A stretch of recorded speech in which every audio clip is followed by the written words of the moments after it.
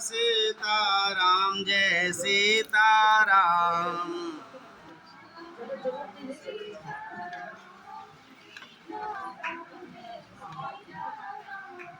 बोले श्री सीताराम नाम महाराज की, श्री रामर्चन महायज्ञ की, श्री हनुमान जी महाराज की। यह अक्षय तृतीया का पावन पर्व हमारे श्री महाभाव निमग्न श्री राधा बाबा जी के परम प्रिय श्री भगत जी महाराज की पावन जन्म तिथि और इस पावन पवित्र तिथि पर श्री रामर्चन महायज्ञ का आयोजन आप सबने दर्शन किया। कलयुग के लिए श्री रामर्चन महायज्ञ को कल्पतरु कहा है, कल्पतरु से श्रेष्ठ कहा है, क्योंकि कल्पतरु सांसारिक ऐहिक वस्तुओं को प्रदान करता है मांगने पर। आपके मन में होगा तो वह नहीं देगा। आप जब उसके सामने जाकर के याचना करते हैं, एक चिंतामणि होती है, उस मणि के सामने जब जाकर आप याचना करते हैं कि हमारे मन में ये बात है, हमारी इच्छा है हमें मिल जाए, तब वह मिलता है। पर रामर्चन यज्ञ का यह महत्व है कि सांसारिक वस्तुओं के अलावा भी यदि किसी को भगवत प्राप्ति चाहिए, भगवत चरणारविंद की प्राप्ति चाहिए, वैकुंठ धाम की प्राप्ति चाहिए, साकेत धाम की प्राप्ति चाहिए, आप मुख से न बोलें, आप उच्चारण न करें, आप मन ही मन रखें और कहे रामर्चन जी। यदि हमारे मन में ये बात है, यदि हो जाती ना, तो हम धन धन्य हो जाते। और कहते हैं रामर्चन जी की कृपा से हो जाती है। सांसारिक वस्तुएं मिलती रहती हैं, ये हम सब बार बार देखते रहते हैं, पर भगवत प्राप्ति, भगवत चरणारविंद प्राप्ति, भगवान के तीर्थों की प्राप्ति, भगवान के लीला के दर्शन की प्राप्ति, यह सब भी रामर्चन यज्ञ के माध्यम से होता रहता है संतों को। और इसके बहुत सारे उदाहरण हैं हमारे अयोध्या जी में, वृंदावन में, जनकपुर धाम में, मिथिला जी में, बहुत संतों के मुख से हम लोगों ने बारंबार श्रवण किया है। तो रामार्चन यज्ञ का महात्म्य जो है अवर्णनीय है। फिर भी कुछ अध्यायों में इसकी कथा जो कहने का विधान है आप सब बारंबार सुने हुए हैं, फिर भी इस नियम को पूरा करने के लिए आइए हम सब कथा श्रवण करते हैं। हमारे शाश्वत श्रोता और वक्ता हैं श्री शिवजी महाराज और पार्वती जी। पार्वती माता जी श्रोता के रूप में श्रवण करती हैं, भोले बाबा सुनाते हैं। श्रोता भी हैं और वक्ता भी हैं। जब सुनने का अवसर आता है तो भाव से सुनते हैं हमारे भोले बाबा, और जब सुनते नहीं हैं तो फिर पार्वती जी को सामने बैठा दिया, सुनाते हैं। एक बार ऐसा ही समय है, पार्वती जी भगवान शिव जी के चरणों में गई, प्रणाम किया, वंदन किया, भगवान शिव की आंखें खुली और पार्वती जी पे दृष्टि गई है। पार्वती जी प्रसन्न हुई और उन्होंने कहा कि हे भोले बाबा, आप सभी धर्मों के जानने वाले हैं, भगवान सर्वधर्मज्ञ, सर्वशास्त्र विशारद, लोकानां उपकारार्थम यत्ना नित्यान्यनेकशः, संसार के उपकार के लिए अनेक प्रकार के अपने। संसार में जीव जब प्रकट होता है ना, तो रजो प्रवृत्ति का होता है। वह चाहता है कि हमें ये भी मिले, ये भी मिले, ये भी मिले, ये भी मिले, ये भी मिले। गीता में भगवान कहते हैं कि व्यक्ति विचार करता है, यहाँ तक मैंने जीत लिया है और इसके बाद मैं जीत लूंगा मैं जीवन में। तो ऐसा व्यक्ति विचार करता हुआ जाता है, रजो प्रवृत्ति की होती है मनुष्य की। बहुत कुछ मन में आशाएं रहती, मैं ये करूं, ये करूं, ये करूं, पर कई बार प्रयास करने पर भी व्यक्ति कर नहीं पाता। पुरुषार्थ के द्वारा बहुत पुरुषार्थ करने पर भी वह संभव नहीं हो पाता, बहुत सारे कारण होते हैं उसमें महाराज। तो जो प्रयास पुरुषार्थ से आप नहीं कर पा रहे हैं, या कोई ना कोई उसमें कोई ना कोई कारण आ जा रहा है, अरंगा आ जा रहा है, उसके लिए क्या प्रयत्न किया जाए। प्रयत्न तो बहुत सारे हैं, नाना प्रकार के जप हैं, तप हैं, व्रत हैं, तंत्र हैं, यंत्र हैं, मंत्र हैं, जड़ी बूटी है। बाबा जी भभूति दे देते हैं, जाओ तुम्हारा काम बन जाएगा, पीठ ठोक दिया काम बन जाएगा, है? फिर भी काम नहीं बनता महाराज। फिर भी जो है सब लोग के मन की बात मन में रह जाती है। यहाँ बहुत सुंदर कह रही है, तपांसि चैव दानानि सर्व सिद्धि कराणि च तत्रापि दुःखता लोके। महाराज जितने प्रकार के दुख हैं संसार में, सब दुखों का उपाय भी। धन प्राप्ति के इतने सुंदर सुंदर स्तोत्र हैं, आप पाठ करें तो कहते हैं धन की वर्षा होगी, ऐसे ऐसे स्तोत्र हैं। महाराज ऐसे ऐसे प्रयोग हैं कि संतति का राह, महाराज कहते हैं कि जीव उनके यहाँ संतति जो है सो लगातार होगी, क्रम से सब वंशों में होगी। नाना प्रकार के सब प्रयोग है। ऐसे ऐसे स्नान है, उस सरोवर में स्नान करेंगे तो किसी प्रकार का रोग जो होगा वह समाप्त हो जाएगा। हमारे जनकपुर में एक तालाब है, उस तालाब में स्नान करने से कहते हैं सभी चर्म रोग समाप्त हो जाते हैं। हमारे एक जो गुरु भाई थे, उनको ऐसी समस्या थी, उनको हमारे गुरुजी ने बताया जाओ स्नान करो। उन्होंने किस दिन स्नान किया, बार बार चर्म रोग हो जाते थे, समाप्त हो गए। अपनी अपनी आस्था, अपना विश्वास और स्वरूप है। वह तालाब अभी भी कपाल मोचनी सर कहते हैं। कहते हैं ब्रह्मा जी, ब्रह्म हत्या जब लगी थी भगवान शिव को, तो सब जगह घूमे, कहीं भी ब्रह्म हत्या दूर नहीं हुई। तो भगवान श्री राम जी ने कहा हमारे ससुराल चले जाओ। नारद जी मिले जी, नारद जी ने कहा हमारे राम जी के ससुराल चले जाओ, वहां जाओगे तो आपकी दूर हो जाएगी। कैसे दूर हो जाएगी? बोले वहां पे महाराज सर है, श्री दशरथ जी महाराज के नाम पे तालाब है। जनक जी का राज्य, पर अपने समधी के नाम पे उनका तालाब है। आप उसका केवल दर्शन कर लेना, बड़ी उसकी ख्याति, बड़ी उसकी महिमा।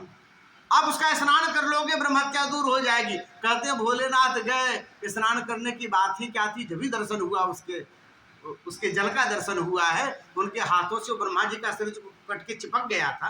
5 सिर होते थे ब्रह्मा जी के, एक सर उन्होंने काटा था, वह सिर जो है छूट गया। जो छूट गया वह कपाल मोचनी सर है।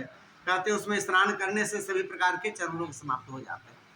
तो महाराज जितने प्रकार के दुख हैं उतने प्रकार के उपाय हैं। सब होने के बाद भी पार्वती जी बहुत सुंदर कहती है, धनहीना पुत्रहीना आदि व्याधि समाकुला न सिद्ध्यंत क्रिया काश्चिन लोका संति समार्दिता। लोग प्रयत्न करते रह जाते हैं, जब करते रह जाते हैं तब करते रह जाते हैं, दान करते रह जाते हैं महाराज, पर वह जो मन में बात रहती है वह रह ही जाती है। फिर भी संसार में नाना प्रकार के दुखित लोग दिखाई देते हैं। धनहीना पुत्रहीना आदि व्याधि समाकुला। इसके लिए अब क्या करें? तस्मात् खतय सर्वज्ञ। अब अपनी बात पे आ गई, आपने हमारी बात समझ ली। संसार में जितने प्रकार के लोग हैं उतने प्रकार की मनोवांछा है, उतने प्रकार की जो अभिलाषा है। उन अभिलाषा की पूर्ति के लिए क्या किया जाए? उपायम सर्वलोकानां सर्वाभिष्टार्थ सिद्धिदम। और उपाय भी आप ऐसा बताना ना भोलेनाथ कि महाराज सब कर सके।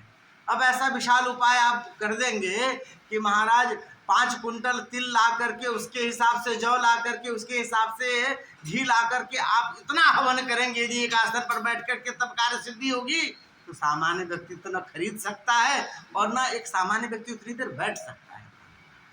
ऐसा उपाय बतलाना कि सब कोई कर सके, सब कोई कर सके, सामान्य से सामान्य व्यक्ति भी कर सके। सम्यक विचिंत्य विश्वेश एन सिद्धिर भवे ध्रुवम, और पक्का गारंटी हो, ऐसा उपाय बताओ। पार्वती जी की बात शिव जी ने सुना, मुस्कुराने लग गए। बंदौ पद धर धरनि सिरु विनय करहु कर जोरी, बरनौ रघुबर विमल जसु श्रुत सिद्धांत निचोरी। अति आरती पूछहु सुर राया, रघुपति कथा कहूँ करिदाया। हम लोग अयोध्या जाते हैं ना, तो वहाँ सियाजू बाबा मिला करते हैं। आप किसी तरह का कुछ भी प्रश्न पूछिए, वो उसका समाधान भगवान की कथा सत्संग की महिमा से बताते। उतनी देर में कुछ न कुछ ठाकुर जी की, संत की महिमा, सत्संग की महिमा, भगवान के चरण रज की महिमा, अयोध्या की महिमा, यही करके आपके वार्ता का समाधान कर देंगे। ऐसे ही भोलेनाथ जी से किधर से कुछ भी प्रश्न पूछा जाए, कथा तो ठाकुर जी की कहने वाले। तो कहते हैं कि महाराज कथा सुनाओ। अब यहाँ पर स्वयं भगवान भोलेनाथ ने कहना शुरू किया। श्री महादेवो वाच धन्यासी पुण्यासी और पुण्य रूपासी पार्वती, हे देवी आप पुण्य स्वरूप आप धन्य हो। क्यों? ये तस्तम सर्वलोकानां हितम वांछसि सर्वदा। आपने पूछा भी है तो अपने फायदे की एक बात भी नहीं पूछी। आपने संसार के जो जीव हैं, जो आपको माता और हमें पिता कहते हैं, आपने उनके हित के लिए उपाय पूछा है, उनकी मनोवांछा को पूरी करने के, अभिलाषा को पूरी करने की बात पूछी है। देवी मैं आपको एक बहुत सुंदर उपाय, सरल उपाय और फटाफट बताता हूँ। क्या? जिसके स्मरण मात्र करने से व्यक्ति की मनोवांछा, मनोभिलाषा पूरी हो जाएगी। शृणु देवी प्रोक्षामि प्रयत्नम परमाद्भुतम। कैसा प्रयत्न है? यस्य स्मरण मात्रेण, केवल इसका स्मरण मात्र कर लो तो आपकी मनोवांछा पूरी हो जाएगी। सिद्धिम प्राप्नोति दुर्लभम, जो नहीं मिली है वह मिल जाएगा। ऐसा कौन सा यज्ञ है महाराज जिसका केवल स्मरण मात्र कर लो, करो मत, केवल स्मरण मात्र कर लो और फिर हो जाए। तब उन्होंने कहा यज्ञ श्री रामचंद्रस्य, श्री रामर्चन महायज्ञ जो है साधना नाम च साधक। बोले श्री रामर्चन महायज्ञ की जय। यह रामार्चन यज्ञ जो है ना, यह साधना नाम च साधक। जीवन में किसी प्रकार के भी साधन चाहिए, उसका साधक होता है रामर्चन महायज्ञ। क्या होता है? 4 पुरुषार्थ के अंतर्गत संसार है, धर्म, अर्थ, काम, मोक्ष। इन चारों पुरुषार्थों की सिद्धि जो है रामार्चन यज्ञ से होती है। प्रापक तुष्टि पुष्टिदः। महाराज ऐसा दिव्य यज्ञ है रामार्चन महायज्ञ। 1 दिवसीय यज्ञ, एक दिन आप तैयारी करते हैं, दूसरे दिन रामार्चन यज्ञ करते हैं। अरे 9 दिनों वाला यज्ञ, महीनों चलने वाला यज्ञ, महाराज पूरा 6 महीने चलने वाला यज्ञ होता है। कामनाओं की पूर्ति नहीं होती व्यक्ति का, ऐसा क्या यज्ञ? और आपका स्मरण मात्र से, हाँ महाराज, केवल स्मरण मात्र से होता है। 100 में से 99 रामार्चा यज्ञ जो होते दिखाई देते हैं, वह कोई न कोई कार्य की सिद्धि के लिए व्यक्ति मन में कहता है, हे रामार्चा जी, यदि मेरा यह काम हो जाता ना तो मैं रामार्चा करता। उसके कार्य हो गए रहते हैं, फिर रामार्चा होती है। तो केवल स्मरण मात्र करने से, ध्यान मात्र करने से यह प्राप्ति हो जाती है। यहाँ तो नहीं, यहाँ तो प्रेम है, यहाँ ठाकुर जी की कृपा है। अपने आप बुद्धि में ठाकुर जी कहते हैं चलो हमारा पूजन करो, सब तैयार हो जा रहे हैं, पर ज्यादातर मनोतियों में होती है रामार्चा। ऐसी इसकी महिमा है रामार्चन यज्ञ की। कितना 1 दिन का रामार्चा यज्ञ है, कितना कार्य करा सकता है। सभी देवी देवता का सामर्थ्य होता है ना कि ये कर सकते हैं, ये नहीं कर सकते। जब हनुमान जी लंका के लिए कूदने वाले हैं, उससे पहले सब आपस में विचार कर लेते हैं बानर, कौन जा सकता है कौन नहीं जा सकता है। अंगद कहते हैं मैं जा तो सकता हूं पर आ नहीं सकता। सबकी अपनी अपनी शक्ति होती है। अंतिम में हनुमान जी महाराज कोने में खड़े, उनको मनाया जाता है, उनको शक्ति याद दिलाई जाती है। और फिर हनुमान जी कहते हैं क्या करूं, लंका को उखाड़ करके समुद्र में पटक दूं, रावण को वहां से पकड़ के लाके भगवान राम के चरणों में पटक दूं, क्या करूं? कहते नहीं महाराज, आप तो बस वही करो जो राम जी ने कहा है कि सूर्य जी का पता लगा के ले आओ, कैसी है, क्या है, किस अवस्था में है, आप इतना ही करो। यहाँ पूछते हैं रामार्चा की शक्ति कितनी है, क्या क्या कर सकता है, क्या दे सकते हैं, क्या कर सकते हैं। यहाँ कहते हैं बहुत सुंदर, भगवान भोलेनाथ अपने मुख से ब्रह्मा श्रियति यज्ञ, ब्रह्मा जितने विशाल सृष्टि की रचना करते हैं रामार्चा के प्रभाव से। भगवान विष्णु इस पूरे संसार का पालन करते हैं रामार्चा यज्ञ के प्रभाव से। और कहते हैं देवी, इस पूरे संसार को जब प्रलय की अवस्था में मैं ला पाता हूँ, इसी रामार्चा यज्ञ का प्रभाव रहता है। इसकी शक्ति से मैं पूरे करोड़ों ब्रह्मांडों को मैं प्रलय के रूप में प्राप्त करा पाता हूँ। यही रामार्चा यज्ञ की महिमा है। एक बात और बता दे देव, जीवन में जब तक रामार्चा यज्ञ की प्राप्ति नहीं हुई है ना, तब तक आपको अन्य यज्ञ जितने भी यज्ञ हैं, तप हैं, दान हैं, व्रत हैं, ये सफल नहीं होते। इनके फल की पूर्णतया प्राप्ति नहीं होती। इसका छोटा सा आपको उदाहरण दे दें। बोले कैसे? बोले महाराज कलयुग के लिए है रामार्चा यज्ञ ही सबसे बड़ा यज्ञ है। यहाँ अश्वमेध यज्ञ और इस तरह के जो है राजसूय यज्ञ, बड़े बड़े यज्ञ, वाजपेयी यज्ञ, इसका विधान ही नहीं है। ये व्यक्ति कर भी नहीं सकता, इतनी शुद्धि, इतनी विशाल व्यवस्था अपने लिए। तो यह रामार्चा यज्ञ कलयुग के लिए सब फलों को देने वाला है, अश्वमेध यज्ञ के बराबर फलों को देने वाला है। तो इसकी इतनी महिमा क्यों है? तो बोले एक छोटा सा उदाहरण मान लीजिए, आपके पिताजी ने आपको एक बड़ी सी पेटी दी और पेटी में कहा कि बेटा अपने खानदान का जितना भी धन संपत्ति था ना, दादा दादी के जमाने के जो गहने थे, रुपए पैसे थे, सब मैंने इसमें भर के तुम्हें दे दिए। इसके अधिकारी तुम हुए, आज से मैंने तुमको सौंप दिया, तुम इसको रख लो। दे दिया उन्होंने, दे तो दिया। बेटा बड़ा खुश हुआ, पेटी को ले आके रख लिया अपने पलंग के नीचे, पर है क्या, उसमें ताला मारा हुआ है, दादाजी ने चाबी नहीं दी। अब व्यक्ति के पास पेटी भी है, उसके अंदर धन भी पड़ा हुआ है, पर उसमें ताला लगा हुआ है, चाबी तो मिली नहीं। तो व्यक्ति के पास कितना बड़ा भी वो धन हो, पर उसके आधार पर उसको सुख नहीं मिल सकता। उससे वह एक पान भी नहीं खा सकता। क्यों? क्योंकि महाराज वह ताले में बंद है।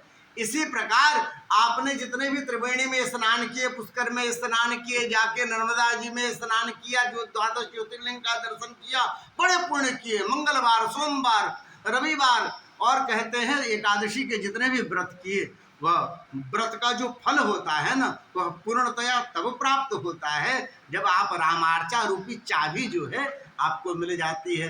और जब भी रामार्चन यज्ञ की चाबी आपको मिल जाती है तो कहते हैं आपके जितने भी पुण्य हैं वह सब फलित होने लग जाते हैं और फल देने लग जाते हैं। यह रामार्चन यज्ञ की महिमा है। ऐसा कौन सा अभिलाषा है जो रामार्चन यज्ञ की रामार्चन यज्ञ करने से वह प्राप्त नहीं हो सकता।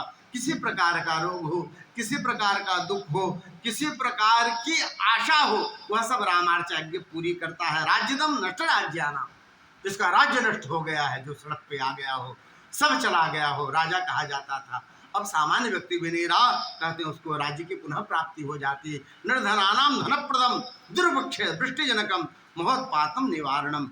इस तरह से महाराज कुछ भी नाशनम शत्रु सैन्यानाम मित्र वर्ग विवर्धनम महादारिद्र दुर्भाग्य दुखितानाम सुखावहम। महादारिद्र दुखी व्यक्ति का जो है वो सुख देने वाला है। हमारे गुरु भाई हैं महाराज, वो जो गुरु भाई हैं वो एक बार हमारे गुरु महाराज उनके यहाँ पहुंचे, नया नया उन्होंने तुलसी ग्रहण किया था। बोले बेटा तुम रामार्चा कराओ, तुम्हारे यहाँ बड़ी दिक्कत, बहुत कष्ट में हो तुम। तो बोले बाबा जब इतने कष्ट में तो रामार्चा कहाँ से करा लेंगे, 5 उंगली मुख तक कैसे आता है हम ही जानते, बड़ा मुश्किल से तो रोटी चलता है परिवार का, तो रामार्चा कैसे कराएंगे। बोले कुछ रखे हो?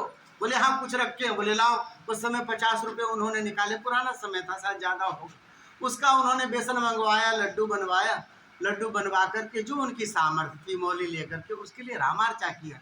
जो तो इसका जो है इसकी भगवान में बड़ी प्रीति है, तो ठाकुर जी इसको धन दे जिससे इसकी बुद्धि सद्बुद्धि बनी रहेगी। यह सत्संग में खर्च करेगा, यज्ञ में खर्च करेगा, दान में खर्च करेगा और भगवत कथा में खर्च करेगा। ऐसा करके उन्होंने उसके हाथ से कराया। पता नहीं ठाकुर जी की रामार्चा का है, रामार्चा ऐसी सफल हुई उसके उनके जीवन में कि उस क्षेत्र के इस समय तक वो करीब आज 60-70 साल हो गए, वो सबसे धनी व्यक्ति हैं, अभी ससर ही रहे गुरु भाई।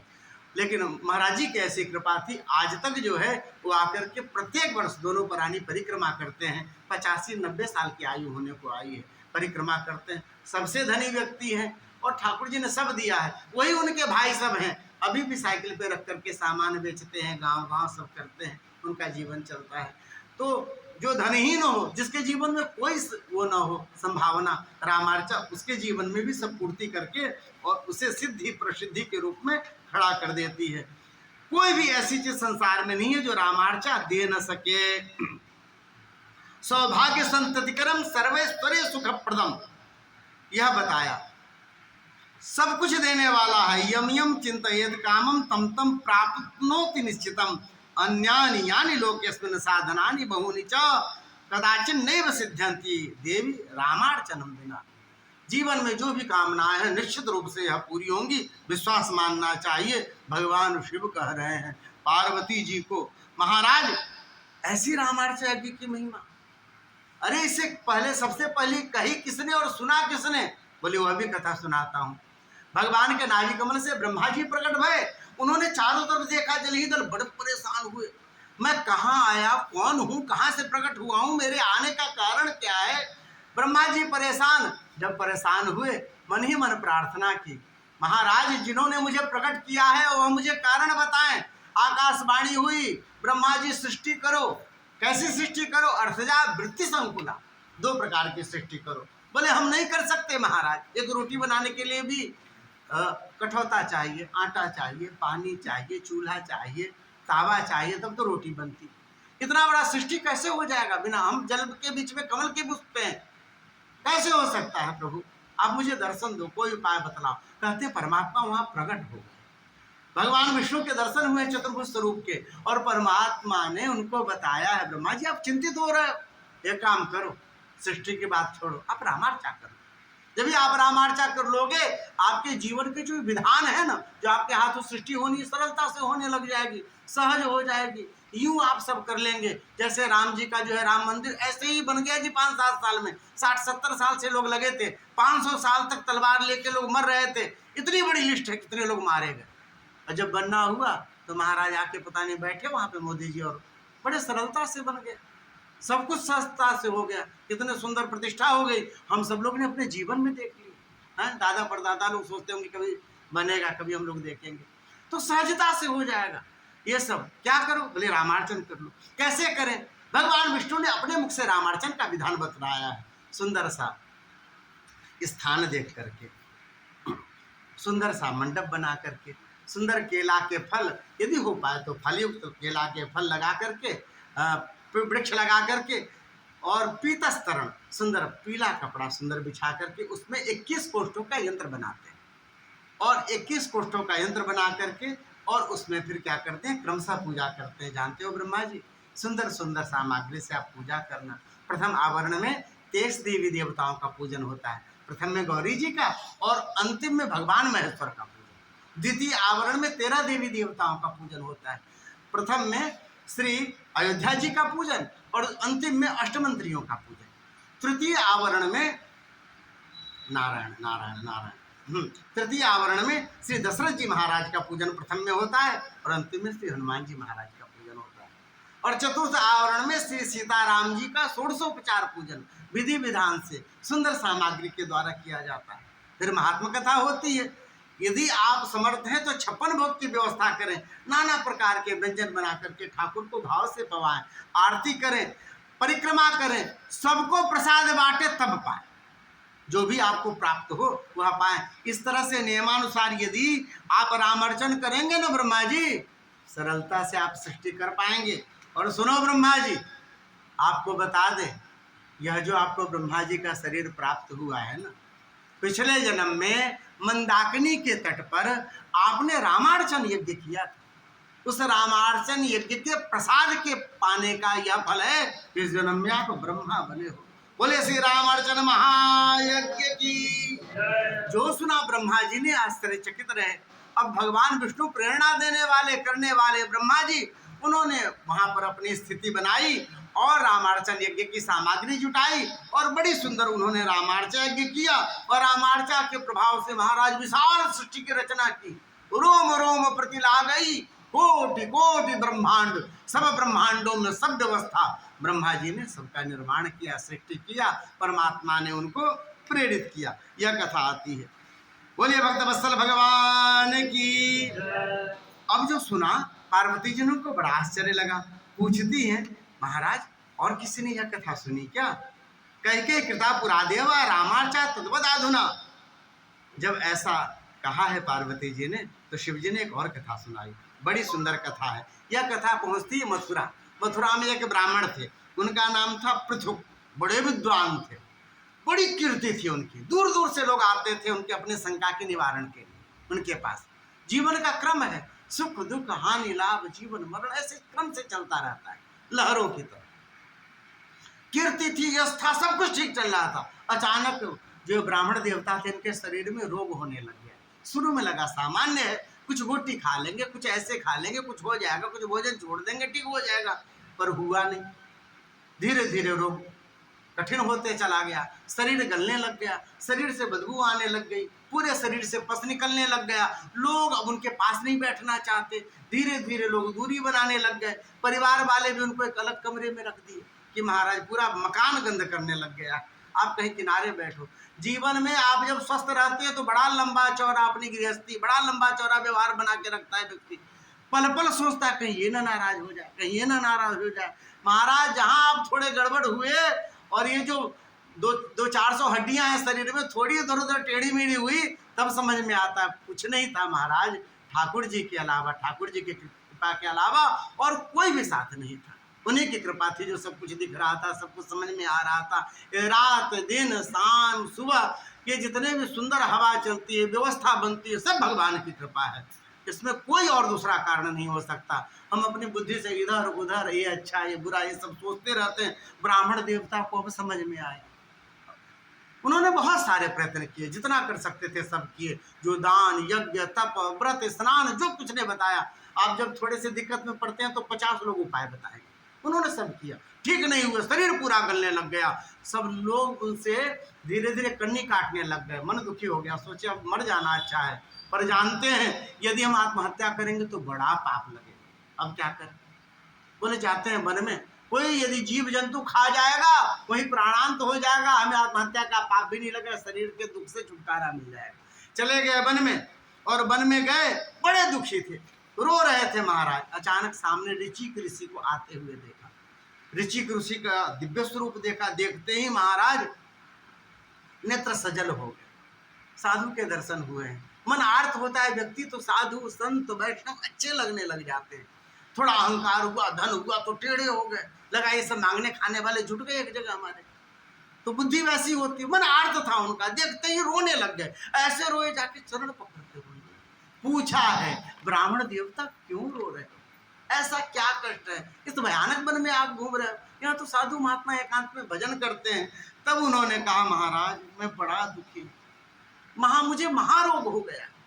मैंने बड़े प्रयत्न किए पर यह ठोक नहीं हुआ। मैं तो सोचता हूँ अब यदि प्राण शरीर से निकल जाते ना तो अच्छा था। न मैं सो पाता हूँ, न जग पाता हूँ, न चल पाता हूँ, न उठ पाता हूँ, न बैठ पाता हूँ। बहुत कष्ट में हूँ, इसका कोई उपाय नहीं रहा महाराज, इसलिए मैं रो रहा हूँ।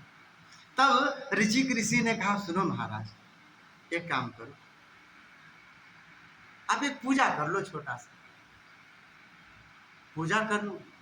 महाराज मैं ब्राह्मण हूँ, आप मेरे स्वरूप में मत जाइए, मैं दुखी हूँ, इसलिए मेरे सिर का तेज आपको पता नहीं चल रहा है। आप मथुरा में जाके नाम पूछेंगे तो कोई बताएगा, घर तक पहुंचाएगा। मैं 18 पुराण जानता हूँ। मैंने सचंडी, सहस्त्र चंडी, शिव जी के सावन में अभिषेक, जितने प्रकार के प्रयत्न होते हैं मैंने सब किए हुए। जितने प्रकार के जप होते हैं मैं स्वयं कराता था, मुझे सब मालूम है। सब प्रकार के दान मुझे मालूम है, मैंने सब किया, सब करके हारा हूँ, कुछ भी नहीं हुआ महाराज। कौन सी पूजा अब आप बताओ? आपने रामार्चन किया? बोले नहीं नहीं, रामार्चन नहीं किया, एक दिन का पूजा है, बाबा लोग कराते हैं, हमने नहीं किया महाराज कभी। बोले आप एक बार रामार्चा यज्ञ करो पंडित जी, हम ज्यादा कुछ तो नहीं जानते। एक बार हमारी पत्नी ने बड़ी सेवा की थी हमारी, हम प्रसन्न हो गए तो पूछे, देवी तुम्हारे मन में कोई इच्छा है क्या? अनादिकाल से चला आ रहा है, माता जी यदि सेवा करती है ना तो उसके पीछे कोई ना कोई कारण होता है। अब कलयुग की माता जी बाद में बताती है कि बड़ी सुंदर साड़ी आई है या ज्वेलर्स के यहाँ बड़ा बढ़िया गहना आया है। उस जमाने में लोग दूसरे उपाय पूछते थे। तो ऋचिक ऋषि की पत्नी ने फिर बताया कि हाँ महाराज, मेरे मन में एक बात थी, आप बहुत पूजा पाठ करते, भगवान के अति समीप हैं, आपके तप का बड़ा प्रभाव है। हमारे मायके में कोई हमारा जो है वंश चलाने वाला नहीं, पिताजी का कोई ऐसा उपाय बतलाते जो हमारे पिताजी का वंश चलता आगे। तो उन्होंने कहा ठीक है, मैं अपने पिताजी से पूछ करके बताऊंगा। और उन्होंने भृगु ऋषि से पूछा। भृगु ऋषि ने कहा कि सुनो, अपनी पत्नी को कहो कि जाके अपने पिताजी से रामार्चा यज्ञ कराए। हमारी पत्नी ने वही जाके अपने पिताजी को बताया। उन्होंने मैं समय अनुसार भावपूर्वक, राजा थे ही, उन्होंने भावपूर्वक रामार्चन यज्ञ किया। रामार्चन यज्ञ के प्रभाव से महाराज उनके यहाँ जो संतति हुई ना आगे के क्रम में, उनको पूरा संसार जानता है। श्री विश्वामित्र जी महाराज यह रामार्चन यज्ञ के प्रभाव से प्रकट भय थे, और जिनके पीछे पीछे परमात्मा स्वयं खाली पैर जनकपुर तक पैदल चल करके आए थे, राम और लक्ष्मण के रूप में। यह रामार्चन यज्ञ का प्रभाव है पंडित जी। एक बार इस साधु की बात मान लो, आप जाके रामार्चन यज्ञ करो और इस मनोती के साथ कि हे प्रभु हमारा यह दुख समाप्त हो जाए। ब्राह्मण देवता लौटे, चलो अंतिम में ये भी कर लेते हैं। लौटे और लौटे जाकर के बेसन खरीदा होगा, शुद्ध घी खरीदा होगा, पथमेड़ा वाला शायद उस समय भी शुद्ध घी मिल जाता, तो शुद्ध घी खरीदा होगा, सुंदर लड्डू बनवाई होगी। और उसके बाद उन्होंने मन से रामार्चा किया। आर्त व्यक्ति जो होता है ना, तो बड़े मन से सब सामग्री जुटाई, बढ़िया रामार्चा कराया और सबको प्रसाद बांट करके फिर स्वयं पाए और सो गए। महाराज कहते हैं आप जब पॉजिटिव सोचते हैं ना तो धीरे धीरे चीज ठीक होने लग जाती। अब उनके चिंतन का भी कुछ परिणाम था, रामार्चा यज्ञ तो पहले से कृपालु हैं, वो धीरे धीरे ठीक होने लग गए, वो धीरे धीरे स्वस्थ होने लग गए। महाराज ऐसे स्वस्थ होने लग गए कि पूछिए मत,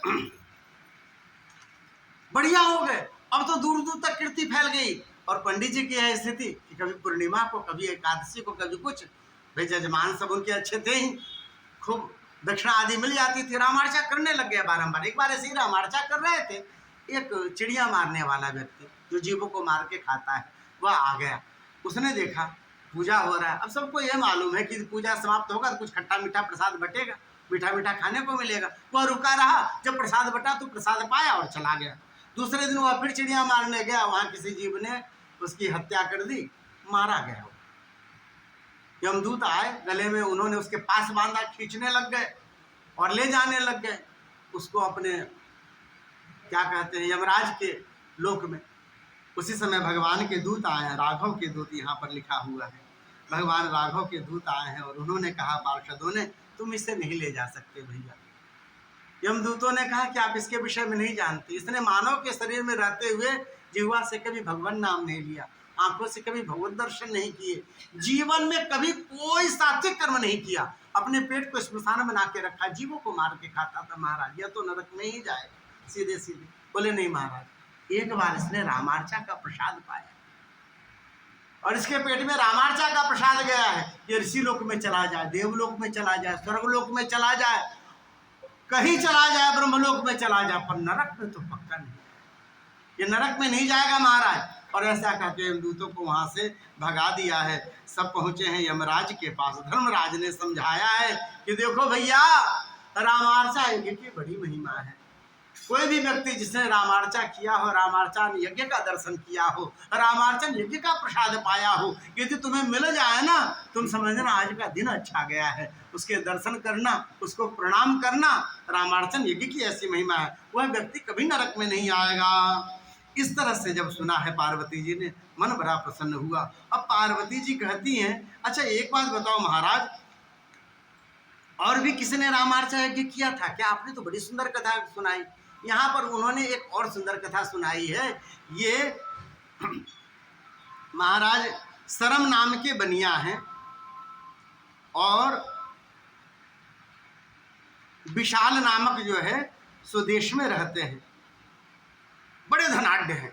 पर जीवन में क्या हुआ, धन कमाया तो कभी कभी लोगों की बुद्धि में लगता है जो ईमानदारी से तो कमा नहीं सकते, बिना बेईमानी के आदमी करोड़पति नहीं हो सकता। कई बार लोग कहते हैं असत्य भाषण करके, झूठ मूठ बोल करके, कैसे प्रयत्न करके बहुत धन बनाया उन्होंने, बहुत धन बनाया। पर होता क्या है कि धन जिस गति से आता है फिर उसी गति से जाने लग जाता है। यदि आपने बहुत तपस्या नहीं की, बहुत प्रयत्न नहीं किया, सहजता से कैसे भी धन बनाया, तो फिर वो बहुत बढ़िया नहीं रह पाता। यहाँ ऐसे ही है कि कहते हैं महाराज बहुत धन तो बनाया, पर हुआ क्या कि इसके प्रभाव से, असत्य भाषण के प्रभाव से धीरे धीरे धन जैसे आया था वैसे ही फिर जाने भी लग गया। यानी अपने ही जीवन में कोटाधिपति बन भी गए, फिर अपने ही जीवन में फिर धीरे धीरे अनिल अंबानी जैसी स्थिति आ गई। अपने जीवन में ही उच्चता और नीचता दोनों आ गई। बेचारे बड़े दुखी हो गए, धनहीन हो गए तो समाज में सम्मान नहीं रहा। लौट कर अब क्या करें, घर आते हैं तो घर में कोई पूछता नहीं, कोई देखता नहीं है। व्यक्ति बहुत ज्यादा सम्मानित रह गया हो तो यदि सम्मान न मिले तो रह नहीं पाता समाज में। अब क्या करें, बड़े दुखी रहने लग गए। एक दिन उन्होंने सब कुछ छोड़ा, सब छोड़ करके चले गए हिमालय में, क्योंकि बेटा चला गया, बेटी चली गई, पुत्र वधू चली गई, पोता पोती छोड़ के चले गए, पत्नी भी मायके चली गई, घर चला गया, बैंक ने रख लिया, कुछ बचा ही नहीं था।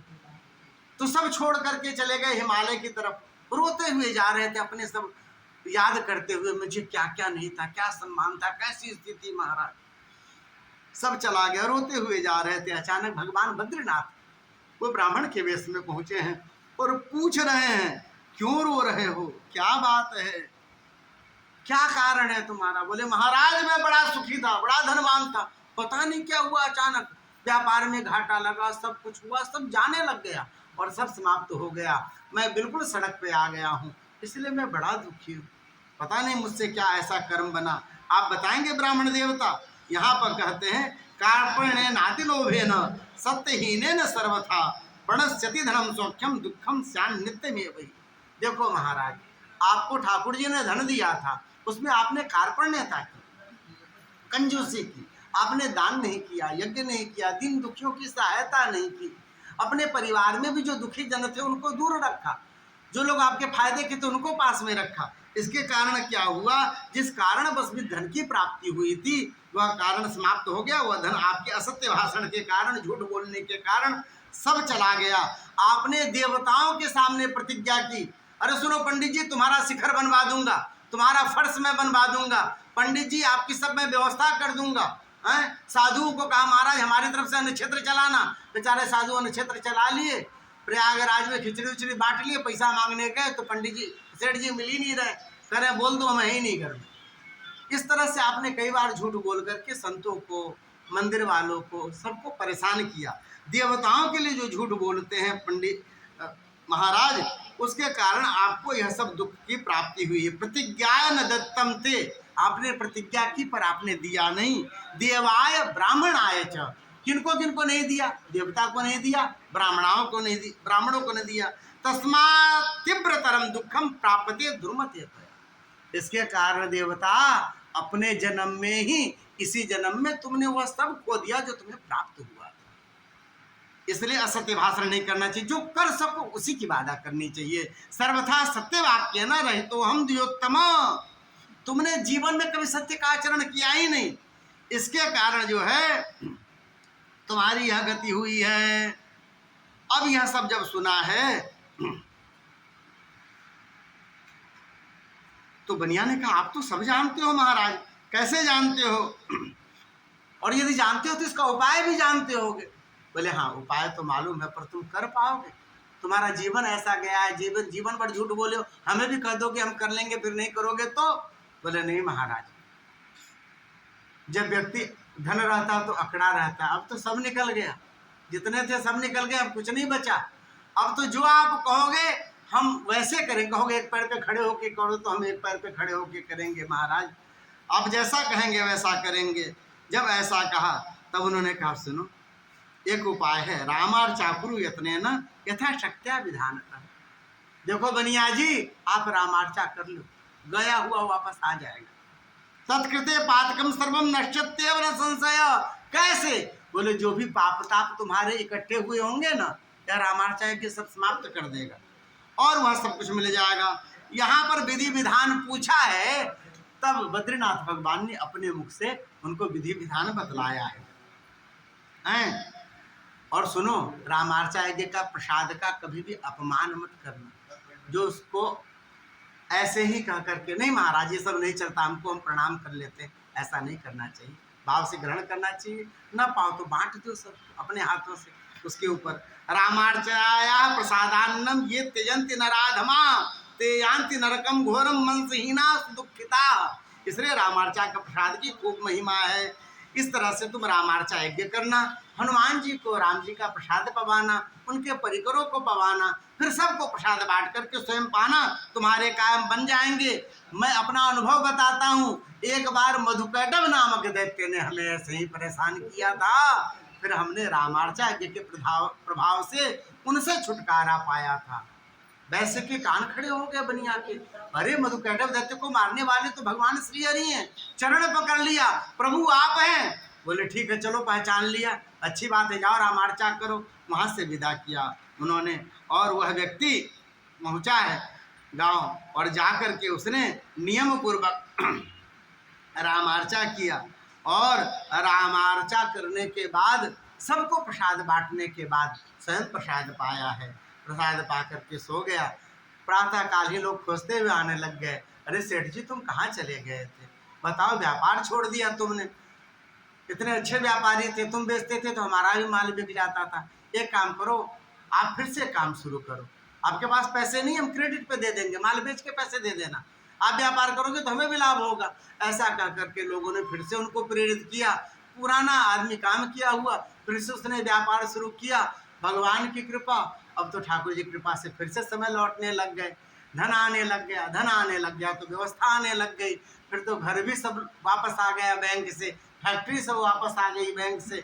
जब भी सब पैसे सब वापस आ गए तो बेटा भी वापस आ गया, पोता भी वापस आ गया, और क्या कहते हैं पुत्र वधू वापस आ गई। पत्नी जो मायके जा करके बैठी थी, जो तुम्हारे जैसे के साथ कौन रहे, वो पत्नी भी वापस लौट करके आ गई। ये चुटकुला सुना लेते हैं, कहते हैं कि महाराज एक व्यक्ति की जो है सो पत्नी मायके गई थी, मायके गई थी, जब लौट करके आई, पतिदेव ने एकांत में पूछा, देवी इतने दिन तुम मायके में रही, भतीजा रहा होगा, भाई रहा होगा, भाभी रही होंगी, सबके बीच में रही होगी, बहुत व्यस्त रही होगी, मन लगा हुआ होगा।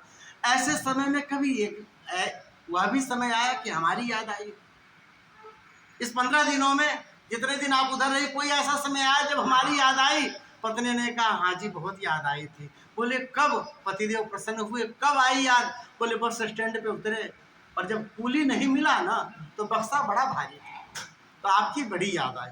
तो महाराज ऐसे ही पत्नी लौट करके आई और पूरा परिवार आ गया। जीवन भर सुख प्राप्ति करके यह बनिया जब मरा ना, तो भगवान के चरणों में उसकी गति हुई। साकेत में भगवान के आसन के ठीक सामने वाला आसन उसको इसलिए दिया गया कि इसने रामार्चा यज्ञ जीवन में किया है और इसे निरंतर हमारा दर्शन हो, ऐसे जगह पर इनको स्थान दो। इस तरह से उसे स्थान की प्राप्ति हुई है। यह लोग सुखम दुखता देहांते मोक्ष माप्तवान। इस तरह से आपने कथा सुनी। एक छोटी सी कथा करते हैं और पूरी हो जाएगी, यह क्रम पूरा हो जाएगा। कहते हैं आप छोटी छोटी सामग्री रामार्चा जी को चढ़ाते हैं, कुछ रुपए चढ़ा रहे हैं, कुछ सामग्री चढ़ा रहे हैं, कुछ ने फूल चढ़ाया, तुलसी चढ़ाई, पत्ते चढ़ाए, ये सब चढ़ाने के भी कुछ फल होते हैं। एक छोटी कथा इसी में आती है। कहते हैं महाराज रामार्चा यज्ञ कौन कौन कर सकता है? बोले ब्राह्मण, क्षत्रिय और वैश्य ये स्वयं कर सकते हैं। शूद्र अपना प्रतिनिधि रख के कर सकता है। संतों में एक बात कही जाती है, जिनके गले में तुलसी है वह जजमान के रूप में बैठ सकते हैं, स्वयं कर सकते हैं। जिनके गले में तुलसी नहीं है वह अपना प्रतिनिधि बैठाएंगे, जिनके गले में तुलसी हो ऐसे व्यक्ति को। लेकिन मनोकामना सब कर सकते हैं, क्योंकि भगवान कहते हैं सब मम प्रिय सब मम उपजाए। भगवान के तो सब अपने हैं ना, तो इसलिए आप मनोकामना कर सकते हैं, आपकी मनोकामना की सिद्धि हो सकती है। पर रामार्चा यज्ञ में जजमान के रूप में वही बैठ सकता है जिसके गले में तुलसी हो, यह नियम बतलाया। और यहाँ पर एक कथा सुनाई है कि महाराज कलिंग देश में एक ब्राह्मण था जिसका नाम था विमद। कई बार ब्राह्मण के शरीर में भी बड़े आतताई और पातकी लोग हो जाते हैं, जैसे धुंधकारी की कथा आती है। यहाँ विमद भी ऐसा ही है। पूरा नगर पूरा परिवार उससे परेशान है। राजा के पास लोगों ने शिकायत किया, यह ब्राह्मण का लड़का बड़ा बदमाश है, चोरी करता, डकैती डालता, सुरापान करता, सड़क पे हल्ला करता, हम लोग घर में ताला मारे बिना निकल नहीं सकते, क्षण भर को निकलते कुछ न कुछ उत्पात कर देता है, इसे देश से निकाल दो। राजा ने ऐसा ही किया, इस विमद को देश से निकाला हो गया। वह चला गया गुजरात चला गया, और वहां जाके भी उसकी स्थिति नहीं बदली। क्यों? दुष्ट का स्वभाव नहीं बदलता है।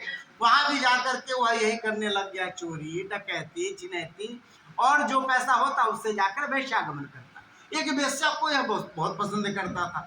उस वेश्या को फूल बड़े पसंद थे, उसके लिए सुंदर सुंदर फूल तोड़ के लाता। एक बार राजोद्यान में उसने चोरी करी, बड़े सुंदर सुंदर पुष्प लेकर के चला, उसके हाथों से एक सुंदर फूल गिर गया, उसे मालूम नहीं चला।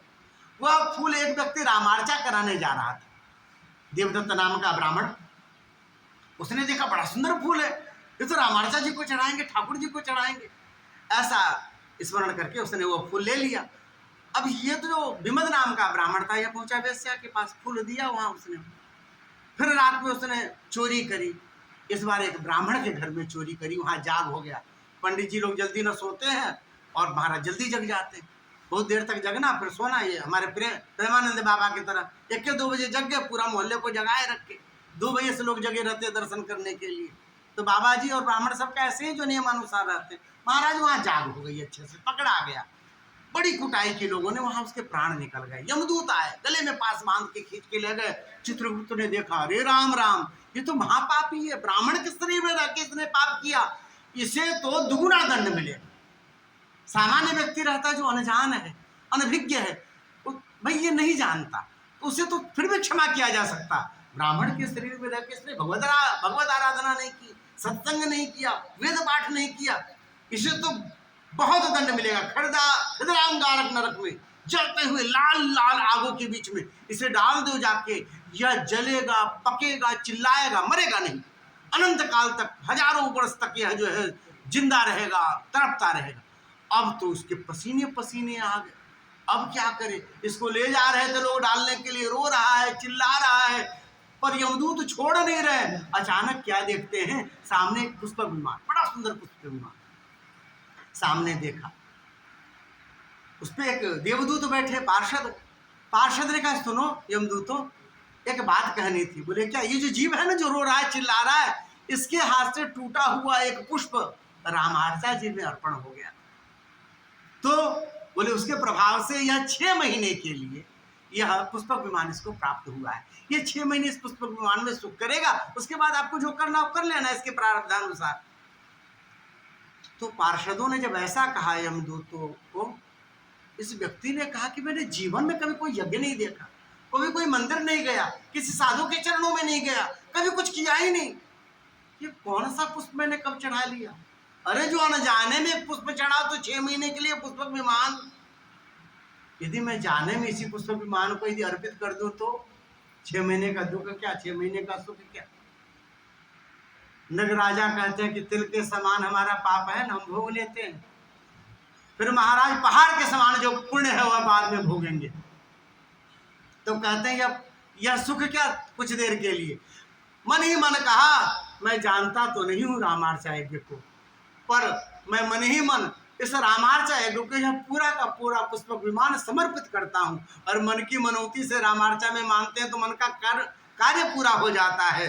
इसने मन ही मन चढ़ाया और कहते हैं उसी समय पीछे से बैकग्राउंड से महाराज उस नरक का पूरा पूरा चित्र हट गया और भगवान के दूत उसे लेकर के भगवत धाम को चल दिए हैं। बोलिए श्री रामार्चन महायज्ञ की। इस रामार्चा यज्ञ में चढ़ाए हुए छोटे से छोटी सामग्री का यह फल होता है। श्री रामार्चा यज्ञ का जो है प्रसाद है भगवान के द्वारा प्राप्त 56 भोग में यह श्री हनुमान जी महाराज पाते हैं। हनुमान जी महाराज के बाद इनके सब परिकर पाते हैं और फिर यह रामार्चा यज्ञ का प्रसाद बांट करके पाना चाहिए। इसके लिए भगवान शिव ने अपनी कथा सुनाई। पार्वती जी आपको याद है एक बार नारद जी ने रामार्चा यज्ञ का प्रसाद ला करके दिया था। आप स्नान करने को गई थी और मेरे हाथ में प्रसाद जब भी डाला तो प्रसाद का नियम है जब भी मिला तुरंत पा जाना चाहिए कि उसके अवहेलना ना हो जाए। तो हम ऐसा ही समझ करके जब भी मिला अरे रामार्चा का प्रसाद में पा गए। आप जब स्नान करके आई तो आपने कहा नारद जी आए थे रामार्चा का प्रसाद लाए थे ना देव जी महाराज। तो बोले फिर मैंने कहा कि मैं लोभ संवरण नहीं कर पाया, हमारे राम जी का प्रसाद है, मैं पूरा पा गया। आप क्रोधित हुई थी और आपने कहा था आज के बाद आपका जो प्रसाद पाएगा ना तो वह कुत्ता हो जाएगा ये अगले जन्म में, चांडाल की योनि प्राप्त होगी। आपने शाप दिया था, याद है ना।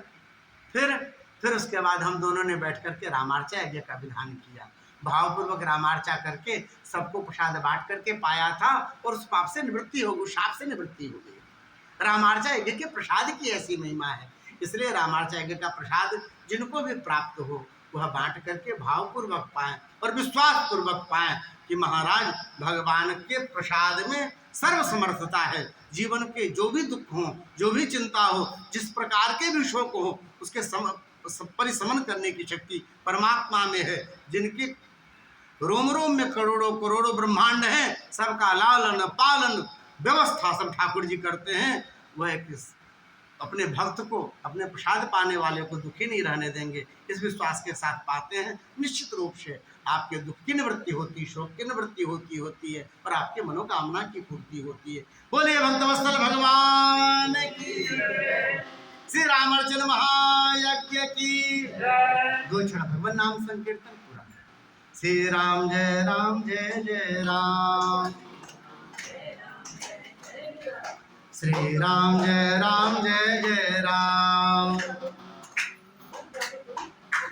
श्री राम जय जय राम,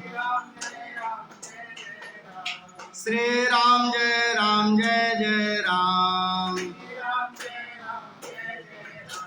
श्री राम जय जय राम, श्री राम जय जय राम। बोलिए श्री रामार्चन महायज्ञ की।